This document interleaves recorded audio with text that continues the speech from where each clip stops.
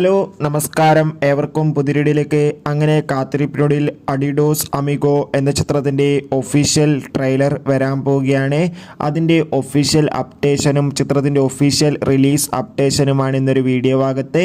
വീഡിയോയിലേക്ക് മുൻപ് video like ചെയ്യുക, ചാനൽ സബ്സ്ക്രൈബ് ചെയ്യാൻ വേണ്ടി ശ്രമിക്കുക. ആസിഫ് അലി, സുരാജ് എന്നൊക്കെ പ്രധാന കഥാപാത്രങ്ങളായെത്തുന്ന ചിത്രമാണ് അഡിഡോസ് അമിഗോ.